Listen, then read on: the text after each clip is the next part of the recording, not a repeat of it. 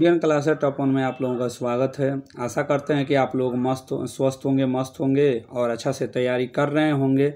अगर दोस्तों इस चैनल पे आप नए हैं तो चैनल को सब्सक्राइब कर बेल आइकन को ज़रूर ऑन कर लें ये रोज़ का वीडियो पाने के लिए। तो चलिए हम लोग देखते हैं एडिटेरिया के प्रैक्टिस सेट जो अभी नए पैटर्न पे लॉन्च हुआ है, उसी प्रैक्टिस सेट को देखते हैं। तो इसमें से एक पहला प्रैक्टिस सेट हम लोग बात कर चुके हैं तो दूसरा प्रैक्टिस सेट को आज देखेंगे। तो चलिए ध्यान देते हैं, एकदम नए पैटर्न पे आधारित है प्रैक्टिस सेट।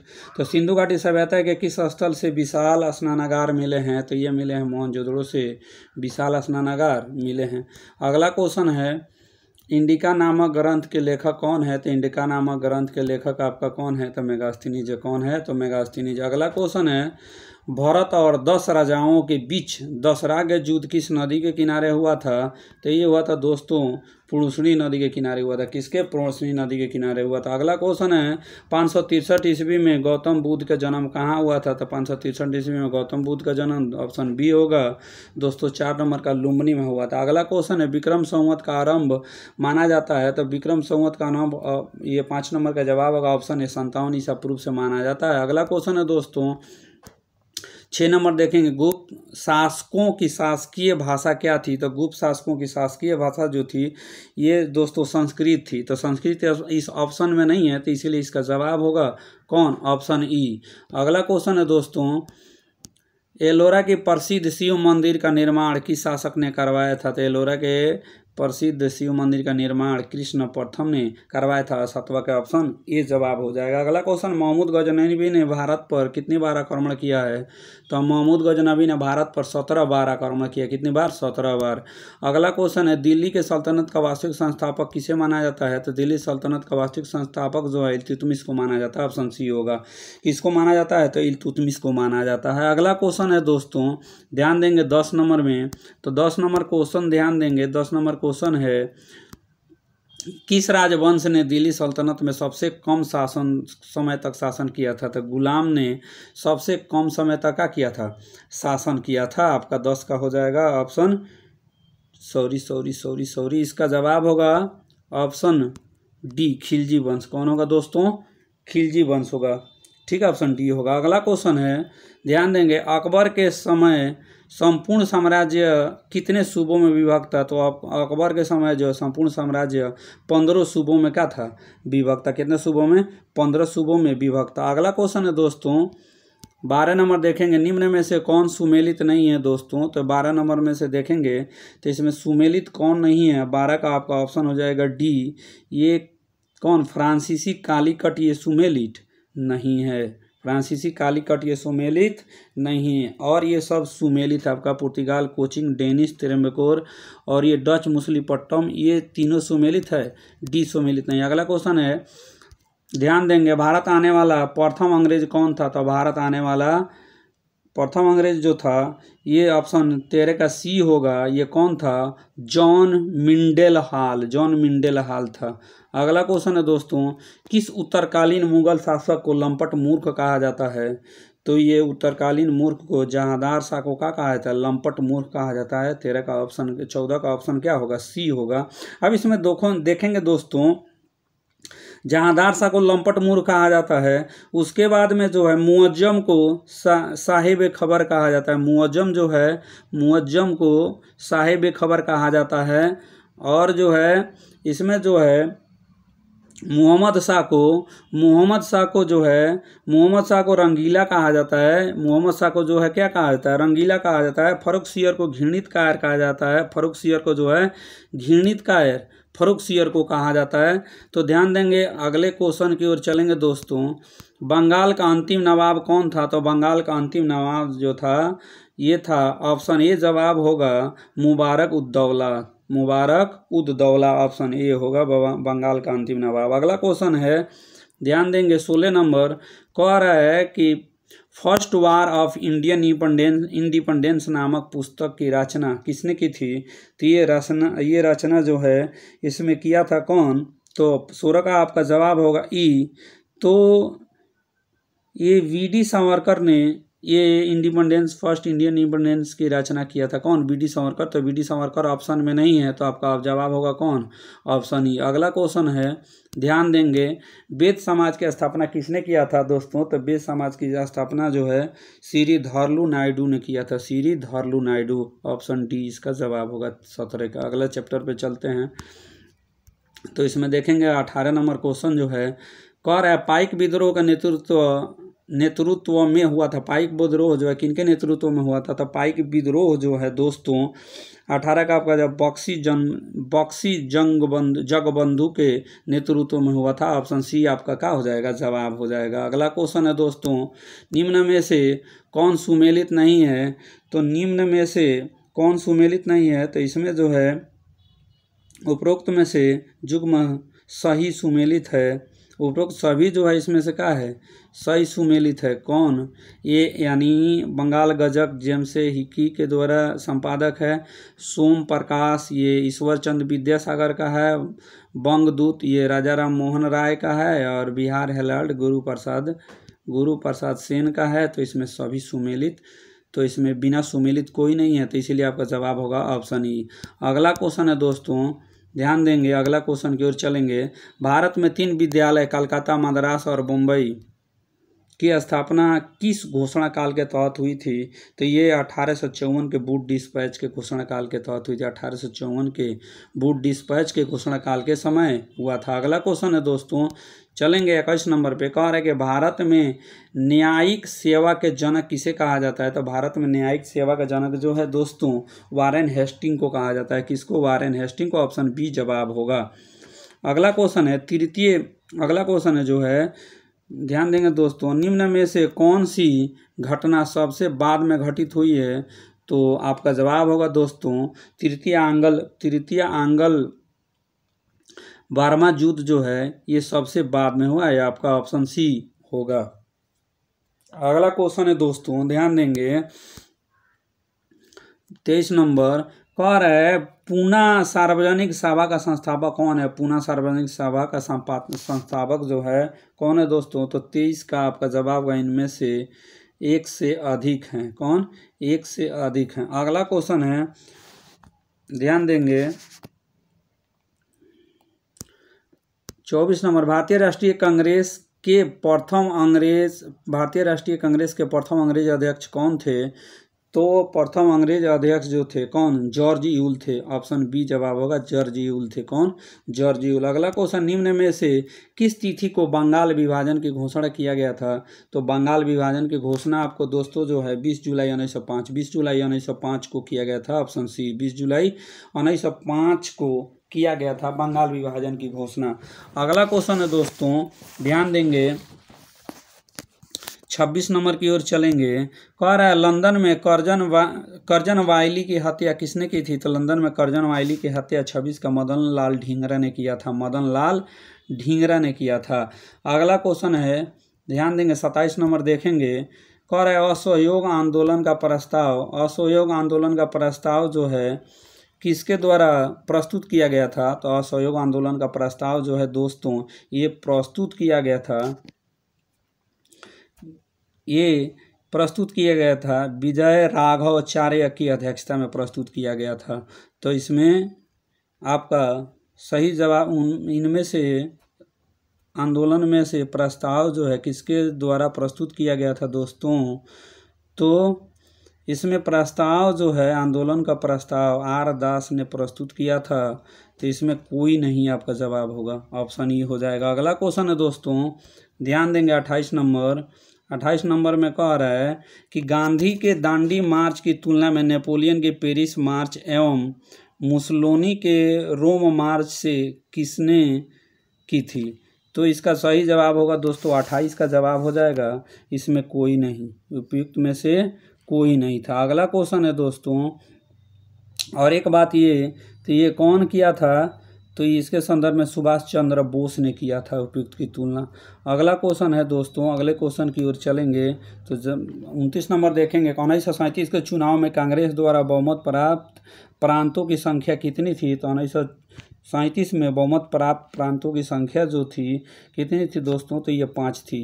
कितनी थी? 5 थी। ऑप्शन सी हो जाएगा 1937 29 नंबर क्वेश्चन का। अगला क्वेश्चन है दोस्तों, समाचार पत्रों का मुक्तिदाता किसे कहा जाता है? तो समाचार पत्रों का मुक्तिदाता जो है किसको कहा जाता है दोस्तों? तो ये कहा जाता है चार्ल्स मेटकॉफ को कहा जाता है। किसको?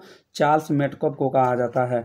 अगला क्वेश्चन है दोस्तों 31 नंबर देखेंगे, तो कह रहा है कि भारत छोड़ो आंदोलन 1942 के दौरान निम्न में से किसने भूमिगत रेडियो का संचालन किया है? तो कौन संचालन किया है? तो आपका 31 का जवाब होगा इनमें से एक से अधिक। कौन किया है? तो इनमें से एक से अधिक किया है। तो जैसे उषा मेहता, राम मनोहर लोहिया तथा अरुण असफ अली ने भूमिगत रेडियो का संचालन किया है। तो इसमें ये हो जाएंगे, यानी ऑप्शन ए हो जाएगा राम मनोहर लोहिया और ये अरुण असफ अली ने किया था। ये आपका तीनों हो जाएंगे लोग। अगला क्वेश्चन है, गांधी इरविन समझौता किस वर्ष हुआ था? तो गांधी इरविन समझौता जो 1931 में हुआ था। आपका ऑप्शन बी होगा। गांधी इरविन समझौता के मध्य जो है 5 मार्च 1931 ईस्वी को गांधी इरविन समझौता हुआ था। तेज बहादुर सुप्रू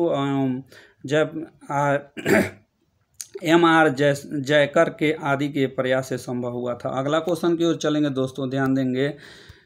33 नंबर कह रहे निम्न में से किस ग्रह के दिन का मान एवं अक्ष का झुकाव पृथ्वी के समान है? तो किस ग्रह का है? तो आपका जवाब होगा मंगल ग्रह का। किसका है? मंगल ग्रह का है।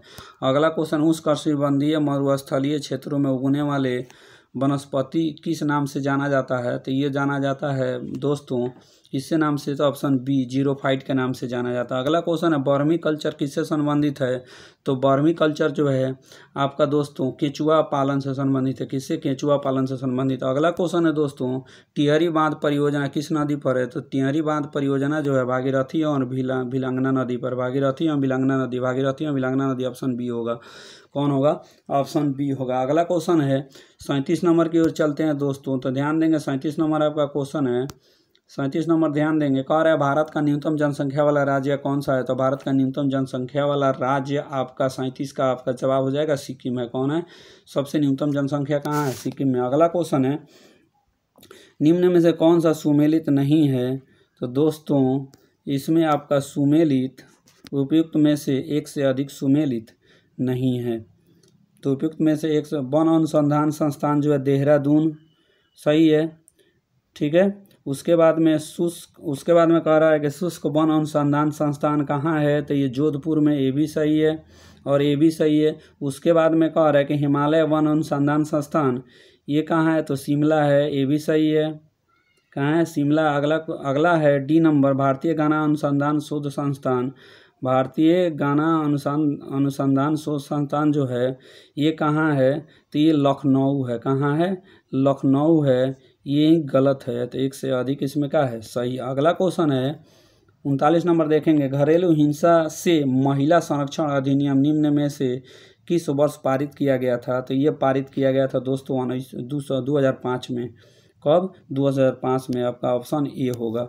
अगला क्वेश्चन है 40 नंबर देखेंगे, कह रहा है कि विश्व के पहले नैनो यूरिया संयंत्र किस राज्य में स्थापित किया गया है? तो पहले नैनो यूरिया संयंत्र जो है आपको दोस्तों ये गुजरात में स्थापित किया गया है। सॉरी गुजरात में स्थापित किया गया है। कहाँ? गुजरात में। अगला क्वेश्चन है, BBC Indian sport women of the year 2022 पुरस्कार किसने जीता है?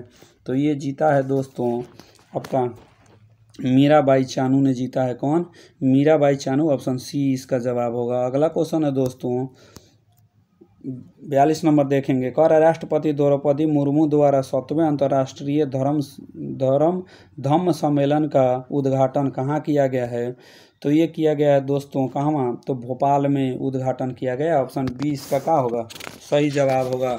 अगला क्वेश्चन है दोस्तों 43 नंबर की ओर चलेंगे, कह रहा है कि हाल ही में भारत के किस राज्य या केंद्र शासित प्रदेश में लिथियम का भंडार मिला है? तो ये दोस्तों ये लिथियम का भंडार कहाँ मिला है? तो लिथियम का भंडार मिला है आपके सबसे बड़ा लिथियम का भंडार जो है इसमें जम्मू और कश्मीर में रिहायशी इलाकों में लिथियम का क्या हुआ है? भंडार मिला है।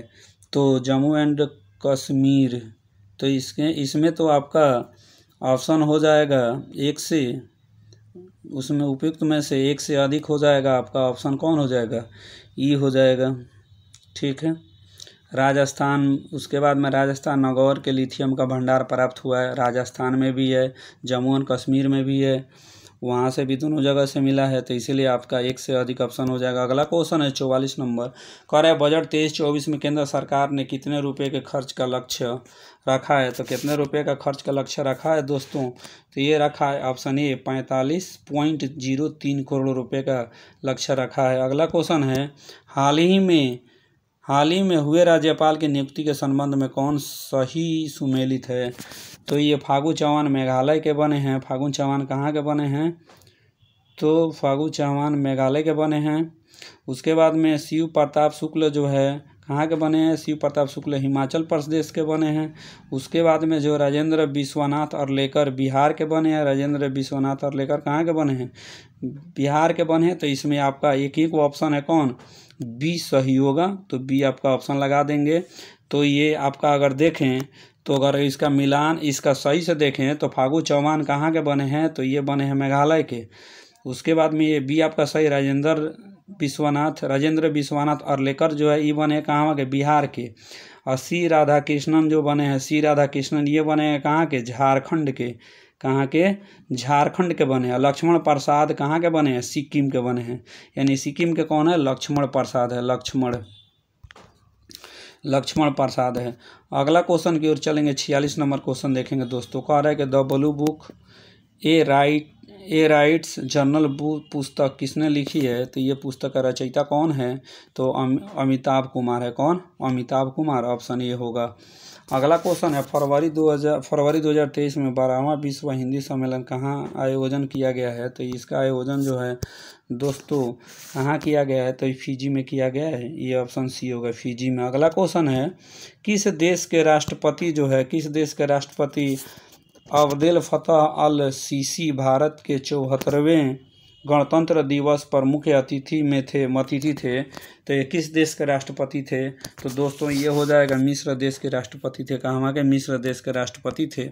अगला क्वेश्चन है, ग्लोबल इनोवेशन इंडेक्स 2022 के आधार पर नवाचार के मामले में भारत का कौन सा स्थान है। भारत का स्थान जो कौन सा है, तो आपका जवाब होगा 49वां का 40वां स्थान है। 49 नंबर में कौन होगा, ऑप्शन ए होगा, 40वां स्थान है। अगला क्वेश्चन है दोस्तों, दुनिया का पहला नेजल कोविड वैक्सीन किस कंपनी ने विकसित किया है। दुनिया का पहला नेजल कोविड वैक्सीन जो है ये किस कंपनी ने, भारत बायोटेक ने विकसित किया। ऑप्शन सी जवाब हो जाएगा 50 नंबर का। अगला क्वेश्चन है दोस्तों, कह रहा है कोशिका में राइबोसोम की अनुपस्थिति में कौन सा कार्य संपादित नहीं होगा। तो ये कोशिका में ये प्रोटीन संश्लेषण का कार्य संपादित नहीं होगा, आपका जवाब होगा बी। अगला क्वेश्चन है, ऐसे रोग जो बहुत समय तक बने रहते हैं उन रोगों को कहा जाता है। तो उन रोगों को कहा जाता है दोस्तों, क्या कहा जाता है, चिरकालिक रोग कहा जाता है। क्या कहा जाता है, चिरकालिक रोग कहा जाता है। अगला क्वेश्चन है दोस्तों, कह रहे इनमें कौन सा प्रकाश संश्लेषी अंग है। तो इनमें प्रकाश संश्लेषी अंग कौन है, हरित लौक है, आपका ऑप्शन सी होगा दोस्तों। अगला क्वेश्चन है, निम्न में से सामान्यतः किसका उपयोग पादप कोशिका द्वारा ऊर्जा उत्पादन के लिए किया जाता है। तो पादप कोशिका द्वारा ऊर्जा उत्पादन के लिए हरित लौक का उपयोग किया जाता है। कार्बोहाइड्रेट क्या होगा, इसका जवाब होगा कार्बोहाइड्रेट का उपयोग किया जाता है। अगले पेज पे चलते हैं, ध्यान देंगे 55 नंबर क्वेश्चन को देखेंगे दोस्तों। तो 55 नंबर क्वेश्चन जो है ध्यान देंगे, 55 नंबर क्वेश्चन कह रहा है कि फ्लोएम खाद्य पदार्थों का परिवहन पौधों के किस दिशा में होता है। तो ये किस दिशा में होता है दोस्तों, तो ये 55 का आपका जवाब होगा ऊपर से नीचे की ओर होता है, ऊपर से नीचे की ओर, यानी ऑप्शन आपका क्या होगा, ऊपर और नीचे की ओर, यानी ऊपर से नीचे की ओर होता है, ऑप्शन सी। अगला क्वेश्चन है दोस्तों, पादप अवशिष्ट संचित रहते हैं। पादप अवशिष्ट कहाँ संचित रहते हैं, अवशिष्ट जो है पादप अवशिष्ट कहाँ संचित होता है। तो आपका 56 का आपका जवाब होगा ऑप्शन ई। पादप अवशिष्ट पत्तियों, कोशिकाओं और रिक्तकाओं, छालों और पत्तों में, तो इसमें से आपका कोशिकाओं में भी रहता है, तना में भी, पत्तियों में भी रहता है, छालों में भी रहता है, यानी एक से अधिक हो जाएगा। अगला क्वेश्चन है, बीज रहित पौधों को उत्पादन में सहायक होता है। तो बीज रहित पौधों को उत्पादन में सहायक कौन सा होता है। तो ये जो है आपका जवाब होगा 57 के जो है ऑक्जिन और जिबरेलिन पादप हार्मोन जो है ऑक्जिन और जिबरेलिन दोनों होता है सहायक। अगला क्वेश्चन है, ध्यान देंगे, इसीलिए इसका जवाब हो जाएगा ऑप्शन ई, एक से अधिक। अगला क्वेश्चन है, निम्न में से किस दर्पण का उपयोग वस्तु का वास्तविक प्रतिबिंब मिल सकता है? किस दर्पण से किसी वस्तु को वास्तविक प्रतिबिंब मिल सकता है? तो ध्यान देंगे दोस्तों, तो वस्तु का वास्तविक प्रतिबिंब प्राप्त करने के लिए अवतल दर्पण का उपयोग करना होगा। कौन? अवतल दर्पण, ऑप्शन बी। अगला क्वेश्चन है, सामान्य नेत्र से अधिकतम कितनी दूरी तक वस्तुओं को साफ देखा जा सकता है? तो ये आपकी दूरी होगा कितना? अनंत होगा, सॉरी, कौन होगा?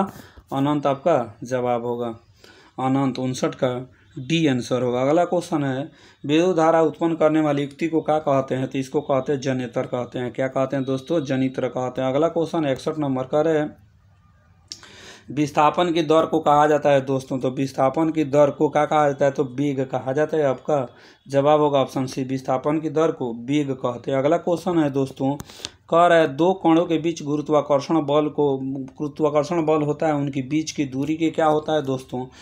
तो 62 का आपका जवाब हो जाएगा बी, वर्ग के व्युत्क्रमानुपाती होता है। क्या होता है? वर्ग के व्युत्क्रमानुपाती, ऑप्शन बी होगा। अगला क्वेश्चन है, निम्न में से लॉन का उदाहरण है? तो लॉन का उदाहरण कौन है? NaCl है। कौन? NaCl जो है लॉन का उदाहरण है। अगला क्वेश्चन जो है, Mg+2 में इलेक्ट्रॉन की संख्या क्या होगी? तो Mg+2 में इलेक्ट्रॉन की संख्या आपकी कितनी होगी दोस्तों? तो इसमें आपके जवाब होगा ऑप्शन ए, कितना होगी? तो इसमें ऑप्शन ए होगा 10 होगी, तो आपका ऑप्शन ए हो जाएगा। अगला क्वेश्चन है 65 नंबर, ध्यान देंगे, कह रहा है द्विबंध वाले रासायनिक बंधन से बने परमाणुओं के मध्य कितने इलेक्ट्रॉन का साझा होता है? तो इसमें आपका जवाब होगा जाएगा, इसमें साझा होता है 4 इलेक्ट्रॉनों का होता है, ऑप्शन बी होगा, 4 इलेक्ट्रॉन द्विबंध में साझा करता है। अगला क्वेश्चन है, द्रवीभूत पेट्रोलियम गैस का अवयव है? द्रवीभूत पेट्रोलियम गैस का अवयव जो है आपका कौन हो जाएगा? तो 66 के ई हो जाएगा, एक से अधिक। आपका 66 ये इसमें जो है ब्यूटेन भी होगा, प्रोपेन, एथेन, ब्यूटेन, प्रोपेन और एथेन, ये तीनों का है, ये द्रवित पेट्रोलियम गैस का अवयव है। अगला क्वेश्चन है, एक स्वसंयोजी यौगिक का नाम बताएं जिनका उपयोग हम दैनिक जीवन में करते हैं। तो स्वसंयोजिक यौगिक का उपयोग जो है, जिनका उपयोग हम दैनिक जीवन में करते हैं, 67 का ऑप्शन हो जाएगा ये, H2N जल का उपयोग हम दैनिक जीवन में करते हैं। अगला क्वेश्चन, एल्डिहाइड श्रेणी के निम्न में से कौन सा क्रियाशील समूह विद्यमान है? तो एल्डिहाइड समूह में क्रियाशील समूह विद्यमान है, आपका ऑप्शन एल्डिहाइड, CHO को एल्डिहाइड कहते हैं। अगला क्वेश्चन है, हमारे संविधान में नीति निर्देशक सिद्धांत हैं? तो नीति निर्देशक सिद्धांत जो है क्या बताता है हमारे संविधान में? तो कानूनी अदालतों की द्वारा अपरिवर्तनीय, कानूनी अदालतों के द्वारा अपरिवर्तनीय, आपका ऑप्शन क्या हो जाएगा? डी हो जाएगा, यही बताता है। अगला क्वेश्चन है, किस संविधान संशोधन के तहत राष्ट्रपति निर्वाचक मंडलों में केंद्र शासित प्रदेश द्वारा पुदुचेरी, दिल्ली तथा पुदुचेरी निर्वाचित सदस्यों को भी शामिल किया गया है? तो ये आपका 70 का जवाब हो जाएगा, कौन? ऑप्शन सी, 17वां संविधान संशोधन, 17वां संविधान संशोधन में शामिल किया गया है। अगला क्वेश्चन 71 नंबर में है, कह रहा है सरकार के मंत्रिमंडल प्रणाली में सबसे अधिक महत्वपूर्ण विशेषता है कि? ऑप्शन बी, सामूहिक उत्तरदायित्व। क्या होता है? सामूहिक उत्तरदायित्व, ऑप्शन बी होगा। अगला क्वेश्चन है, अगला क्वेश्चन की ओर ध्यान देंगे, तो चलिए अगला क्वेश्चन देखते हैं, ध्यान देंगे, केंद्रीय सरकार का उच्चतम सिविल अधिकारी कौन होता है? तो केंद्रीय सरकार का उच्चतम सिविल अधिकारी जो होता है कौन होता है? मंत्रिमंडल का सचिव होता है। आपका ऑप्शन कौन होगा? बी होगा। अगला क्वेश्चन है, कौन सा स्थानीय सरकार का मामला नहीं है? तो स्थानीय सरकार का मामला कौन नहीं है? तो कानून और व्यवस्था स्थानीय सरकार की मामला नहीं है। आपका ऑप्शन कौन हो जाएगा? सी हो जाएगा, 73 का ऑप्शन सी हो जाएगा। अगले क्वेश्चन की ओर चलते हैं, ध्यान देंगे, 74 नंबर देखते हैं। तो इसमें क्वेश्चन कर रहे हैं, विधायकों तथा सांसदों द्वारा ली जाने वाली शपथ या प्रतिज्ञा का प्रारूप किस अनुसूची में वर्णित है? तो इनका वर्णन जो है किस अनुसूची में है? तो इनका वर्णन जो है तीसरी अनुसूची में है, यानी ऑप्शन आपका कौन हो जाएगा? तीसरी अनुसूची में है, तो आपका ऑप्शन बी हो जाएगा जवाब इसका सही। अगला क्वेश्चन है, राष्ट्रीय स्मारकों, स्थानों तथा वस्तुओं का संरक्षण किस अनुच्छेद के तहत वर्णित है? तो ये कौन अनुच्छेद में वर्णन किया गया है? तो आपका 75 का जवाब हो जाएगा कौन? अनुच्छेद 49 में इसका वर्णन किया गया है। किसमें? 49 में वर्णन किया गया, ऑप्शन सी होगा। अगला क्वेश्चन जो है ध्यान देंगे, भारतीय संविधान के किस अनुच्छेद में अनुसूचित जातियों और अनुसूचित जनजातियों का आरक्षण का प्रावधान है? तो अनुसूचित जनजाति और अनुसूचित जातियों का प्रावधान जो है आरक्षण का प्रावधान अनुच्छेद 335 में है। किसमें? अनुच्छेद 335 में, ऑप्शन सी हो जाएगा। कौन हो जाएगा? 76 का ऑप्शन सी। अगला क्वेश्चन है, आर्थिक आयोजन एक अनिवार्य अभिलक्षण, आर्थिक आयोजन एक अनिवार्य अभिलक्षण है, किसका है? तो ऑप्शन सी समाजवादी अर्थव्यवस्था का है, समाजवादी अर्थव्यवस्था का है, ऑप्शन सी इसका जवाब हो जाएगा। अगला क्वेश्चन है, करें निम्न में से भारतीय अर्थव्यवस्था के तिर्यक क्षेत्र के अंतर्गत आता है? तो भारतीय अर्थव्यवस्था के तिर्यक क्षेत्र के अंतर्गत जो है कौन आता है? तो 78 का आपका जवाब हो जाएगा वस्तुओं का परिवहन, यानी वस्तुओं का परिवहन आता है, ऑप्शन बी आपका सही जवाब हो जाएगा। कार्य बिहार का आर्थिक सर्वेक्षण 2022-23 के अनुसार वर्तमान राज्य में शहरीकरण का स्तर क्या है? तो वर्तमान में शहरीकरण का स्तर जो है आपका क्या है? 16.2% है, ऑप्शन सी होगा। कौन होगा? ऑप्शन सी होगा। अगला क्वेश्चन की ओर चलते हैं दोस्तों। तो अगले क्वेश्चन में हम लोग देखेंगे, ध्यान दीजिएगा, 80 नंबर का आ रहा है, केंद्रीय बजट 23-24 में निर्धारित विकास की 7 प्राथमिकताएं जिसमें सप्तर्षि नाम दिया गया है शामिल है, तो क्या है आपका? तो ऑप्शन ही, इसमें से एक से अधिक है, क्या है? इसमें से एक से अधिक का समावेशी विकास भी है, ऑप्शन डी भी है। उसके बाद में आपका जो है इसमें शामिल है दोस्तों आपका हरित विकास भी है, ऑप्शन बी भी है। उसके बाद में आपका इसमें जो है तो ये एक से अधिक आपका क्या हो जाएगा? जवाब हो जाएगा। अगला क्वेश्चन की ओर चलते हैं दोस्तों, ध्यान देंगे, कह रहे हैं 81 नंबर, बिहार के निम्न में से हिस्सों में से कौन सा हिस्सा भूतात्विक दृष्टि से अपेक्षाकृत पुराना है? तो ये खड़गपुर पहाड़ियाँ, ऑप्शन सी होगा, ये अपेक्षाकृत क्या है? पुराना है। अगला क्वेश्चन है, निम्नलिखित में से द्वीपों में से कौन सा द्वीप भारत और श्रीलंका के मध्य है? तो भारत और श्रीलंका के मध्य रामेश्वरम है। कौन?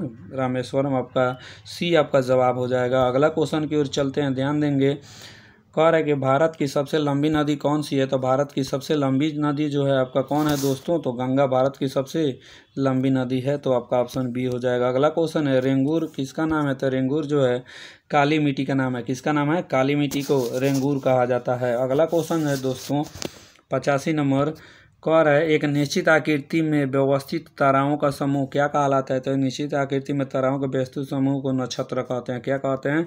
नक्षत्र कहते हैं, आपका बी आंसर हो जाएगा। अगर कह रहा है कि विश्व पृथ्वी दिवस कब मनाया जाता है दोस्तों? तो विश्व पृथ्वी दिवस जो है कब मनाया जाता है? तो 22 अप्रैल को मनाया जाता है। कब मनाया जाता है? 22 अप्रैल को मनाया जाता है। अगला क्वेश्चन है, यदि दो स्थानों की स्थिति में 90 डिग्री देशांतर का अंतर है तब दोनों स्थानों के बीच समय का अंतर होगा। तो दोनों स्थानों के बीच समय का अंतर कितना का होगा दोस्तों? तो 6 घंटे का अंतर होगा। अगला क्वेश्चन है, निम्नलिखित समुद्री धाराओं में से कौन हिंद महासागर की धारा की नहीं है? तो हिंद महासागर की धारा आपको दोस्तों कौन नहीं है? तो आपका जवाब बेंजुवाला हिंद महासागर की धारा नहीं, आपका ऑप्शन हो जाएगा डी। अगला क्वेश्चन है दोस्तों, इनमें से कौन सा झील उत्तरी अमेरिका के ग्रेट लेक्स का हिस्सा नहीं है? तो उत्तरी अमेरिका ग्रेट लेक्स का हिस्सा कौन नहीं है? तो ये आपका बियर उत्तरी अमेरिका ग्रेट लेक्स का हिस्सा नहीं है। अगला क्वेश्चन है, जैव विविधता का सबसे महत्वपूर्ण पहलू है। तो जैव विविधता का सबसे महत्वपूर्ण पहलू आपका पारिस्थितिक तंत्र निर्वहन है। पारिस्थितिक तंत्र निर्वहन है, ऑप्शन डी आपका जवाब हो जाएगा। अगला क्वेश्चन है, पर्यावरण में ग्रीन हाउस प्रभाव में वृद्धि होती है। तो पर्यावरण में ग्रीन हाउस प्रभाव में वृद्धि जो है किसके चलते होती है? तो कार्बन डाइऑक्साइड के कारण होती है। किसके कारण? कार्बन डाइऑक्साइड, आपका ऑप्शन हो जाएगा कौन? बी आपका सही जवाब हो जाएगा, कार्बन डाइऑक्साइड। अगला क्वेश्चन की ओर चलते हैं, ध्यान देंगे, अगले क्वेश्चन को कह रहा है कार्बन क्रेडिट का दृष्टिकोण से इनमें से किसे शुरू किया गया है? तो उसके शुरू किया गया है किससे? तो आपका 92 का जवाब हो जाएगा क्योटो प्रोटोकॉल। कौन? क्योटो प्रोटोकॉल, आपका ऑप्शन ये सही होगा। अगला क्वेश्चन जो है कह रहे ओजोन परत का संरक्षण दिवस मनाया जाता है। तो ओजोन परत का संरक्षण दिवस जो है कब मनाया जाता है? तो 16 सितंबर को मनाया जाता है। कब? 16 सितंबर को मनाया जाता है। ऑप्शन ए इसका सही जवाब है। अगला क्वेश्चन है राजीव गांधी वन्य जीव संरक्षण पुरस्कार दिया जाता है। तो राजीव गांधी वन्य जीव संरक्षण पुरस्कार जो है आपका किस फील्ड में दिया जाता है? उपयुक्त में से एक से अधिक फील्ड में दिया जाता है, यानी आपका इसका सही जवाब होगा। तो इसमें दिया जाता है दोस्तों, किस फील्ड में दिया जाता है? तो ये दिया जाता है वन्य जीवों के क्षेत्र में दिए गए विशिष्ट कार्य के लिए शैक्षणिक एवं शोध संस्था, वन्य जीव जगत अधिकारियों तथा वन्य जीव संरक्षक आदि को पर्यावरण या वन मंत्रालय द्वारा राजीव गांधी संरक्षण पुरस्कार प्रदान किया जाता है। शोध संस्थाओं, वन्य जीव अधिकारियों, वन्य जीव संरक्षकों के लिए दिया जाता है। नहीं, आपका जवाब होगा ए, बी और सी, इन लोगों के लिए दिया जाता है। अगला क्वेश्चन है भारत का राष्ट्रीय जैविक उद्यान कहाँ स्थित है? तो भारत का राष्ट्रीय जैविक उद्यान जो है आपका 95 का सी नई दिल्ली में स्थित है। कहाँ स्थित है? नई दिल्ली में स्थित है। अगला क्वेश्चन है 96 नंबर देखेंगे तो 96 नंबर का निम्न में से किसकी my picture of free India नामक पुस्तक की रचना पंचायती राज व्यवस्था से संबंधित है? कह निम्न में से किसकी my picture of free India नामक पुस्तक की रचना पंचायती राज व्यवस्था से संबंधित है? तो ये कौन है? तो 96 का आपका जवाब होगा महात्मा गांधी की ये पुस्तक है जो पंचायती राज व्यवस्था से क्या है दोस्तों? संबंधित है। अगला क्वेश्चन है बिहार विधानसभा में सीटों की कुल संख्या कितनी है? तो बिहार विधानसभा में सीटों की कुल संख्या 200 कितना है? 43 आपका सही जवाब हो जाएगा। अगर अगले क्वेश्चन की ओर चले, निम्न में से कौन सा पर्यावरण संतुलन से संरक्षण से संबंधित है? पर्यावरण संतुलन संरक्षण से, तो आपका जवाब होगा ऑप्शन डी। कौन होगा? Option D. 1, 2, 3, 4 वन नीति, पर्यावरण सुरक्षा अधिनियम 1986, औद्योगिक नीति और शिक्षा नीति, ये तीनों जो है संबंधित है, इसीलिए आपका ऑप्शन हो जाएगा डी। कह रहा है अगला क्वेश्चन है 99 नंबर, निम्न में से कौन कृत्रिम पारिस्थितिकी तंत्र है? तो कृत्रिम पारिस्थितिकी तंत्र है दोस्तों आपका 99 का सही जवाब है धान का खेत कृत्रिम पारिस्थितिक तंत्र है। ऑप्शन ए धान का खेत। अगला क्वेश्चन है दोस्तों कह रहा है पारिस्थितिक अस्थायी मितव्ययिता है, यह किस आंदोलन का नारा है? कह रहा है कि पारिस्थितिकी अस्थायी मितव्ययिता है किस आंदोलन का नारा है? तो ये आपका सही जवाब हो जाएगा दोस्तों, ये किसके चिपको आंदोलन का नारा है। किसको? चिपको आंदोलन का नारा है। तो आपका जवाब हो जाएगा कौन? सी आपका जवाब हो जाएगा। तो दोस्तों वीडियो अच्छा लगे तो चैनल को लाइक एंड सब्सक्राइब जरूर करें और कमेंट में बताएं कि वीडियो कैसा लगा। जय हिंद, जय भारत।